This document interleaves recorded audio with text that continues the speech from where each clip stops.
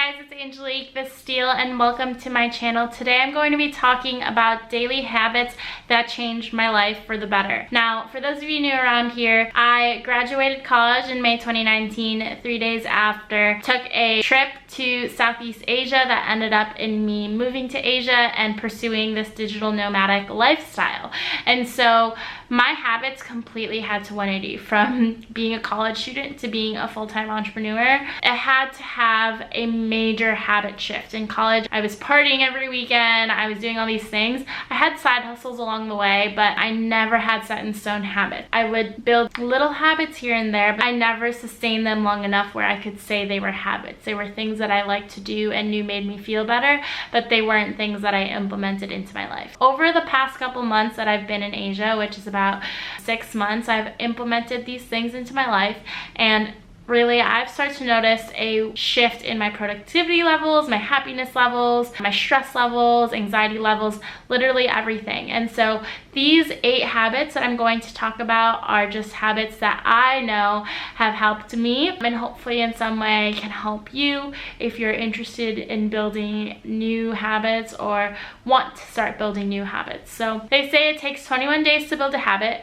and so after 21 days it starts to become part of your routine, but it could be upwards of 2 months even to build a habit. And so the more consistent you are, the easier it is. But also don't worry if you miss one day. It's a give and take 21 days, knowing that maybe something will happen along the way. But the more consistent you are with habit building, the better, and the more effectiveness you will see. And so I'm just going to jump right in and start talking about the habits that really just changed my life for the better. The first habit is actually making my bed in the morning. This is a habit that I actually built in college, and it's something that I did before class. Even when I was running late to class, even when I was running late to work, I still made my bed, because having the feeling of actually already achieving something in the morning is really, really powerful. But also when I come back to my room to made bed, it just makes me happier and less stressed. And so when I'm able to leave my room knowing that my bed's made, it actually allows me to feel that feeling of satisfaction where I'm like, okay, I've already accomplished one thing in the day, and it's like 7 a.m. or whatever time I'm waking up that day.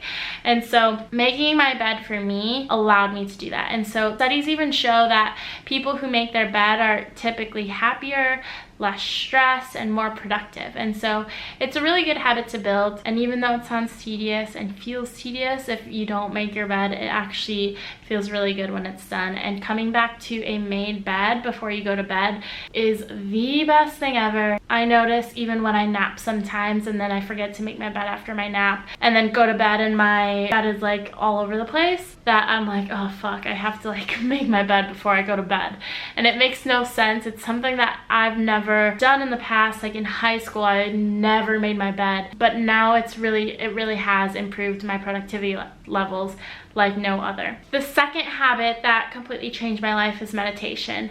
So I actually really started meditating young, but it never became a habit for me up until recent. They always say everyone who is successful meditates, and I start to notice in myself that meditation has become an extremely powerful tool for me to be mindful of how I'm feeling and what things I need to work on within me, and also just giving my mental and emotional state a breather. So typically we shower either in the morning or in the night, and essentially we wash away all the dirt on our external body, but we don't do anything to cleanse the internal part of our body, our thoughts, our emotions. And the only way you could kind of detox those emotions within you is by meditating, by addressing the emotions you feel, to reset your mind and come to terms with that whatever happened, and you can't go back into yesterday. So today you're just going to start with a blank slate, and it's just going to be a good day. And so meditating for me has been so powerful because it's allowed me to have that mental reset every single morning, and to be able to go into work with just that state of mind has been completely amazing. I just watched a documentary on Netflix recently called Heal, and it's essentially people with illnesses and wellnesses that turn to Eastern medicine because Western medicine can't heal them. And it's really, really interesting interesting. They talk about all these different mental, emotional, physical states, healing and meditation, and all these other holistic healing methods. And it's really, really powerful. I highly recommend it. I'll put a link in the description for that documentary because it's amazing. The third habit is actually avoiding to look at anything external world related. You're probably like, external world, like what? So actually the first part of my morning, I try not to look at my phone. Obviously there are days where I give in and end up scrolling through social media or whatever, but typically on most days I try to avoid looking at my phone until after I've done my full-on morning routine. So avoiding the external world, what does that mean? Not looking at social media, not looking at emails, not looking at news stories. There's so many parts in technology and in the media where we get distracted and consumed by everybody else's problems that we forget to focus on our own problems. And so the morning should be the time where you actually get to focus on yourself and just deal with your own emotions and your own baggage and whatever things you need to deal with. And so when you're already influenced by things other people are doing or what's happening in the external world, as soon as you wake up, it's so easy to get trapped in that and then fall into a hole. It affects your productivity levels, it affects everything. If I don't let myself get distracted by these things happening in the external world, I notice that I'm able to focus so much better on the work I'm doing, on the mental stuff that I need to do, and getting my emotional stuff in check too, and not letting the external world influence that as soon as I wake up. And so that has become extremely powerful, not looking at the external world right away. A good time frame I like to give myself, I like to do work up until like 10 a.m. If I need a break, then I'll do a little social media. But when I'm in the best and most productive state, I won't look at social media or my phone or anything till 11, 12. I know you're probably wondering like, oh my God, I need to respond to emails. Like, my work depends on me. They can wait. As long as you spend your time focusing on yourself and focusing on the time that makes you productive, people can wait, and they will wait because they have no other choice. So even sending away messages like, hey, I check my email from 12 to 1. Email me then, and that's the only time you can contact me. People will actually be okay with that. So actually not focusing on the external world has improved my productivity immensely. The fourth thing is not snoozing my alarm. So I'm actually a morning person, and so this is something that's quite rare for me. There are times where I do snooze my alarm. This is talked about in the book. The 5-second rule by Mel Robbins is you have 5 seconds to do literally anything in your life. 5 seconds to either talk to a guy that you want to talk to, or to get out of bed, or to jump off the high dive at the pool. 5 seconds in your mind is like, okay, in 5 seconds I'm going to do this. So when your alarm rings, you have 5 seconds to get up. You could literally be like 5, 4, 3, 2, 1, get up. And that has really helped me, and also just forces me to get out of bed, because if I'm snoozing, then I'm like in this groggy state and your brain's confused because you're like not in REM and you're not in the right sleep cycle. But I give myself 5 seconds to wake up if I don't wake up before my alarm. I'm a morning person, so there are times where I do wake up before my alarms, and that's like the best. But if I'm still sleeping and my alarm goes off, I give myself 5 seconds to completely jump out of bed and get my day going and moving, and that's that. That is it. And that has helped me not lay around in bed all day, and so that has also been really, really, really powerful. And the fifth thing is not entertaining ideas or new thoughts as they come into my mind. Let me explain, because there are times where I do this, where I do entertain those thoughts, but when I'm in the middle of a deep work session, then I don't want to address new thoughts that come in my mind, or like business ideas that come into my mind, because then it'll take away from the task that I'm currently working on. And for my brain, at least, I have always been a multitasker. I think of a lot of things at once, and then I'm like, oh my God, how do I implement everything? I can't do everything at once. So I'm not saying I don't entertain them. I acknowledge that the thought exists, that the idea exists. I write it down in this journal, and this is just a journal of any thoughts, any ideas, any business stuff that comes into my mind, and I literally write down the thought. And when I'm done with the task that I'm doing, then I will revisit this idea, or I'll revisit this idea right before I go to bed. And so actually writing down those thoughts allows me to not forget anything that's happening in my mind, or any ideas or something that's going on. It allows me to kind of have everything in one place. I either write it in this journal, or I write it in the notes app on my iPhone if I don't have my journal. I like to write things down because it allows my brain to at least process things a bit better. But actually not entertaining thoughts as they come up has been really powerful. I obviously acknowledge them and know they exist, but not jumping into the idea right away has allowed me to stay more on track and more focused on the thing that I need to get done today. All these ideas can get done in like the next day, the next week, the next month, the next year, and those are awesome. And I'll slowly start to implement them as they go along, but it's important to not get too sidetracked by all these thoughts going on in your mind, because then if you do, then you'll never get anything done. And I noticed that in myself. I was coming up with all these ideas that I'd stop working on one thing and then I'd be like, fuck, like now I have to go back to it, and would lose all momentum. And so not entertaining these thoughts as they come has allowed me to continue that momentum in whatever thing I'm working on in that exact moment.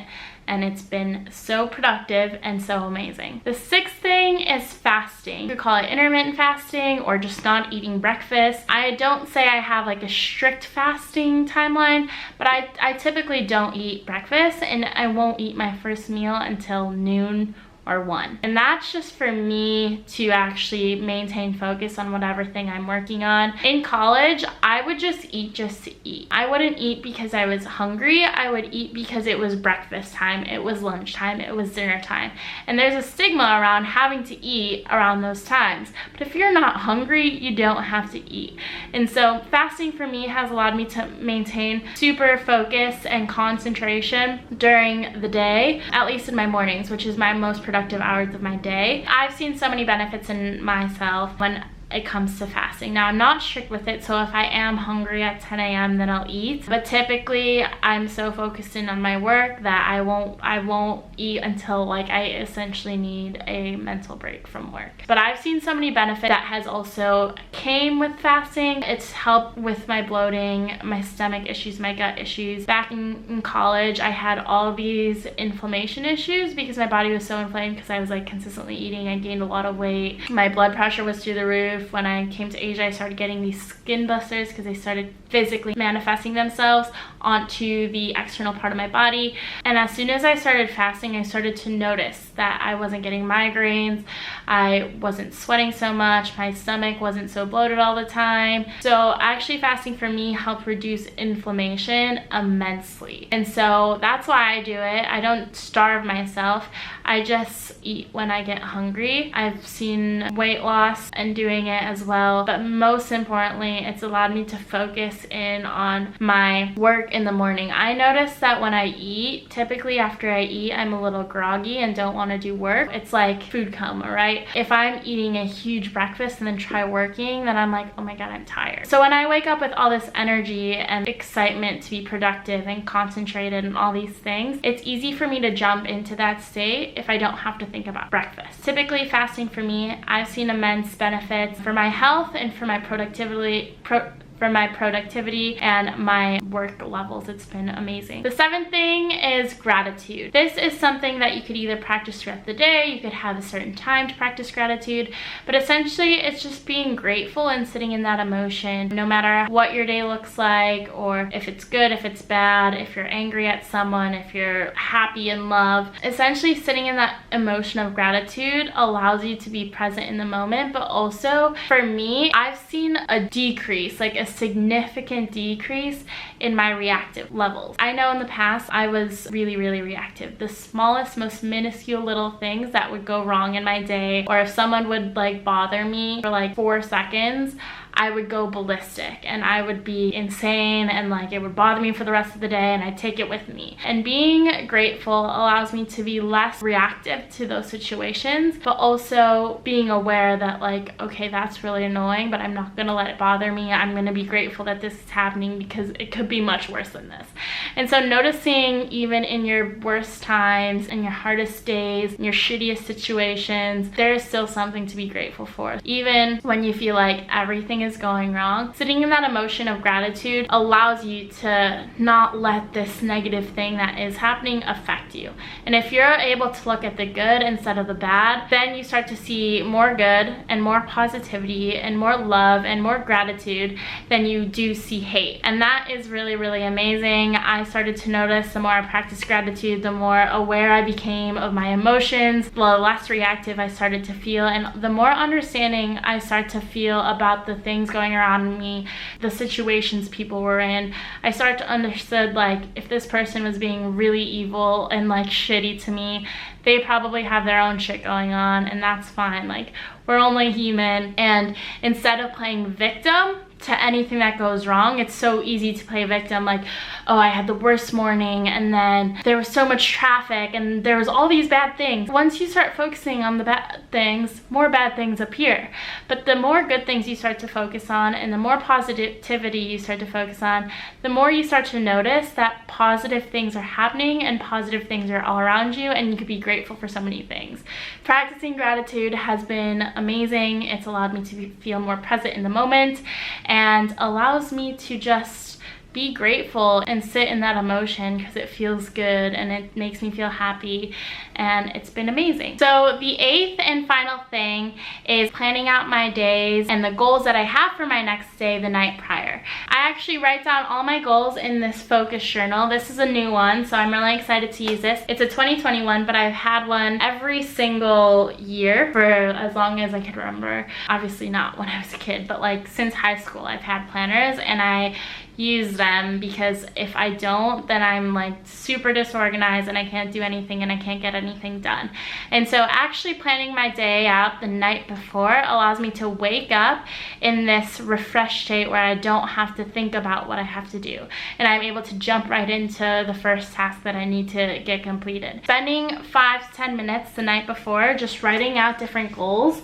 I color code mine because I'm a nerd, but I color code things based on the job that it needs to be done, the client I'm working with, what type of thing it applies to. So like if it's a workout, then it'll be in orange. If it's an appointment, it'll be in a different color. If it's travel, then it'll be in a different color. And so I color code the entire thing, and it's been really, really powerful. A lot of people say that if people wake up, they have a lot of things to get done, but they don't know where to start. It wastes all this time in the morning that could be used in a more productive manner. So if you actually plan out your nights before, the benefits are amazing. I started to notice that when I wake up, I'm like, okay, I already know what I need to do. Waking up in that feeling and knowing that I've already planned the next day, the night before, has allowed me to be more productive, has reduced my stress levels when I wake up in the morning, my anxiety levels when I need to get work done. And so actually doing that the night before also just gives me more time in the morning to focus on myself and to then jump right into work. And so actually planning out my days has been immensely, immensely positive, and I've actually seen it benefit me for the better. And I actually have 2 accountability partners that we actually send our to-do list for the next day every single night, and it's been amazing. They are amazing. Shout out to Alex and Kevin because you guys are awesome and keep me on track all the time. But writing out your to-do list for the next day is really powerful. Those are 8 things, 8 habits that I've implemented into my life that completely changed my life for the better. Just a quick recap on everything I talked about. The first thing was making my bed every morning. The second thing was meditating. The third thing is not addressing anything that's happening in the external world. The fourth thing is not snoozing my alarm and using the 5-second rule to completely launch myself out of bed. The fifth thing is not entertaining new ideas or thoughts as they come in, acknowledging them but writing them down. The sixth thing is fasting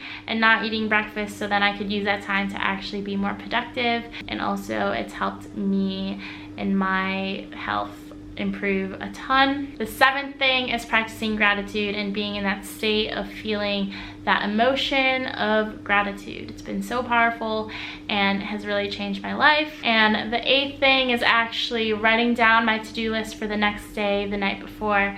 And all these things I started to implement in my life as soon as I moved to Asia. Not as soon, but it's habits that I've built over the 6 months that I've been living in Asia, and it's changed my productivity levels. I started to see improvements in my business, improvements in my productivity, in my work levels, and actually just like my mental, emotional state too.